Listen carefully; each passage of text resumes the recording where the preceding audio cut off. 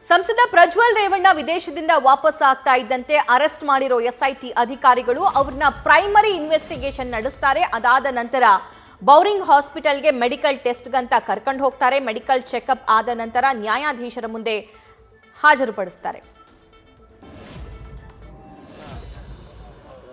ನೋಡು ಒಳಗೆ ಬಿಡ್ತಾ ಇಲ್ಲ, ಏನ್ ಹೇಳ್ತಾರೆ? ಈ ತರ ಇದು ಮಾಡ್ತಾ ಇದಾರಲ್ಲ. 11 ಗಂಟೆಗೆ ಬರ ಅಂತ ಹೇಳ್ತಾರೆ. 11 ಗಂಟೆ ಮೇಲೆ ಬರಬೇಕು ಅಂತ ಯಾರಂದ್ರಂಗೆ ಪೊಲೀಸರು. ಏನಾಗಿರೋದು? ಕಾಲು ಆಪರೇಷನ್ ಆಗಿರೋದು. ನಡೆಯಕ್ ಆಗದೆ ಇದ್ರು ಒಳಗ್ ಬಿಡ್ತಾ ಇಲ್ಲ. ಈಗ ಏನ್ ಮಾಡ್ತೀರಿ? ಇರ್ತೀರಾ? ಹೊರಗಡೆ ಇರ್ತೀರಾ? ಎಲ್ಲಿಂದ ಬಂದ್ರಿ? ಇಲ್ಲೇ ಜೆ.ಪಿ. ನಗರ. ಜೆ.ಪಿ. ನಗರದಿಂದ ಏನ್ ಮಾಡ್ಕೊಂಡಿದ್ರಿ? ಕೆಲಸ ಏನ್ ಮಾಡ್ಕೊಂಡಿದ್ರಿ? ಮಗ ಮಾಡ್ತಾರೆ ಸರ್. Okay okay.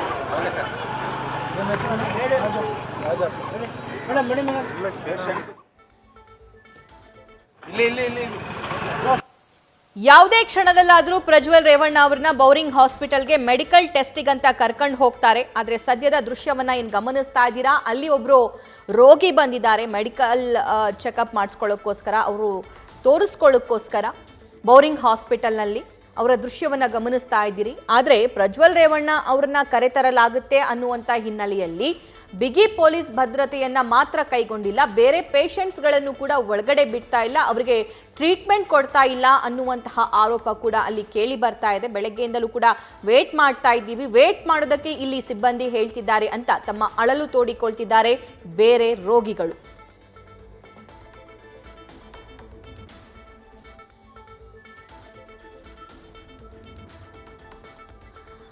ನೀವು ಗಮನಿಸಬಹುದು, ಬೌರಿಂಗ್ ಹಾಸ್ಪಿಟಲ್ನ ಆವರಣದ ದೃಶ್ಯವನ್ನ ನಾವು ಸ್ಕ್ರೀನ್ ಮೇಲೆ ತೋರಿಸ್ತಾ ಇದ್ದೀವಿ. ಬೌರಿಂಗ್ ಹಾಸ್ಪಿಟಲ್ ಆವರಣದಲ್ಲಿ ಬಿಗಿ ಪೊಲೀಸ್ ಭದ್ರತೆ ಏನೋ ಇದೆ, ಅದರ ಜೊತೆಗೆ ಬೇರೆ ಪೇಷಂಟ್ಸ್ಗಳನ್ನು ಕೂಡ ಅಲ್ಲಿ ಒಳಗಡೆ ಬಿಡ್ತಾ ಇಲ್ಲ.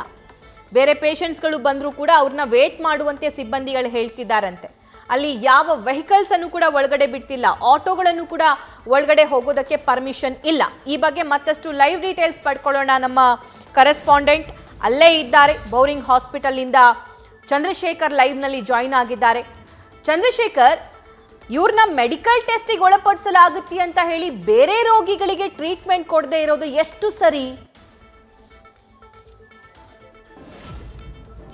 ಖಂಡಿತವಾಗಿಯೂ ಸಭಾ ಎಲ್ಲೋ ಒಂದು ಕಡೆ ಕಂಪ್ಲೀಟ್ ಆಗಿ ಈ ವಿಚಾರವಾಗಿ ಫೇಲ್ ಆಗಿದೆ ಆಸ್ಪತ್ರೆ ಸಿಬ್ಬಂದಿ ಮತ್ತು ಪೊಲೀಸರು ಅಂತಂದ್ರೆ ತಪ್ಪಾಗಲ್ಲ. ಯಾಕೆಂತಂದ್ರೆ ಎಲ್ಲೋ ಒಂದು ಕಡೆ ರೋಗಿಗಳಿಗೆ ತೊಂದರೆ ಆಗದೆ ಇರೋ ತರ ಈ ಒಂದು ವ್ಯವಸ್ಥೆಯನ್ನ ಮಾಡ್ಕೋಬೇಕಾಗಿತ್ತು. ಆದರೆ ಈಗ ಬೆಳಗ್ಗೆಯಿಂದ ಸಹ ಬರ್ತಾ ಇರುವಂತಹ ರೋಗಿಗಳು ಯಾರಿದ್ದಾರೆ ಅವರೆಲ್ಲರೂ ಕೂಡ ಸಾಕಷ್ಟು ಹೊಟ್ಟೆ ನೋವು ಅಥವಾ ಬೇರೆ ಬೇರೆ ಕಾರಣಗಳಿಂದಾಗಿ ಸಾಕಷ್ಟು ಜನ ಈಗ ತುರ್ತು ಚಿಕಿತ್ಸೆಯನ್ನು ಪಡ್ಕೊಳ್ಳಿಕ್ಕೆ ಬರ್ತಾ ಇದ್ದಾರೆ. ಅವರಿಗೆ ಯಾರಿಗೂ ಕೂಡ ಸದ್ಯಕ್ಕೆ ಒಳಗಡೆ ಅಲೋ ಮಾಡದೆ ಹೊರಗಡೆ ಕಳಿಸ್ತಾ ಇರುವಂತಹ ಒಂದು ಪ್ರಕ್ರಿಯೆಯಲ್ಲಿ ಮುಂದಾಗ್ತಾ ಇರೋದು. ಆಟೋದಲ್ಲಿ ಪಿನ್ನೆಯಿಂದ ಬಂದಂತಹ ವ್ಯಕ್ತಿ ಸಾಕಷ್ಟು ಹೊಟ್ಟೆನಿಂದ ಬಳಲ್ತಾ ಇದ್ರು.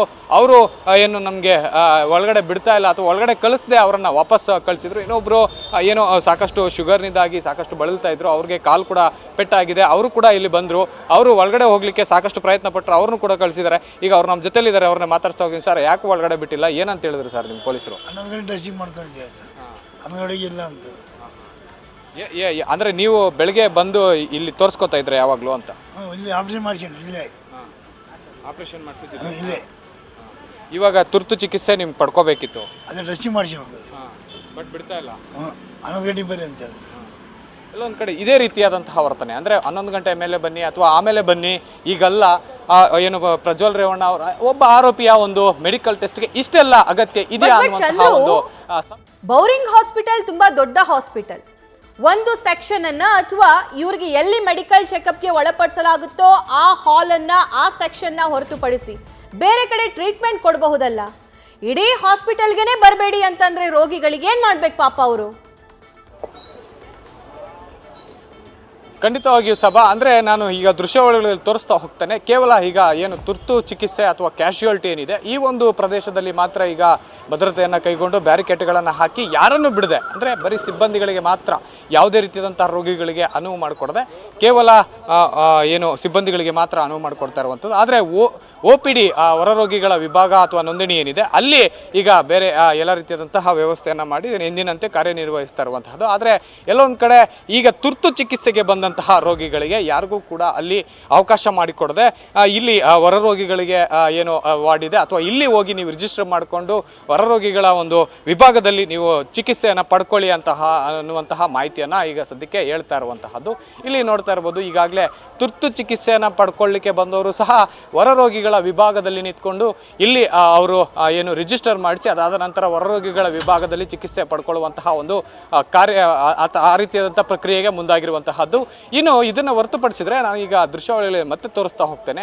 ಈ ಒಂದು ಪ್ರದೇಶವನ್ನು ಕಂಪ್ಲೀಟ್ ಆಗಿ ನಿರ್ಬಂಧ ಹೇರಿ ಕೇವಲ ಪ್ರಜ್ವಲ್ ರೇವಣ್ಣನವರಿಗೆ ಮಾತ್ರ, ಅಂದರೆ ಆರೋಪಿ ಪ್ರಜ್ವಲ್ ರೇವಣ್ಣನವರಿಗೆ ಮಾತ್ರ ಮೀಸಲಾತಿ ಇಟ್ಟಿರುವಂತಹದ್ದು ವಿಪರ್ಯಾಸ ಮತ್ತೆ ದುರಂತ ಅಂತಂದ್ರೆ ತಪ್ಪಾಗಲ್ಲ.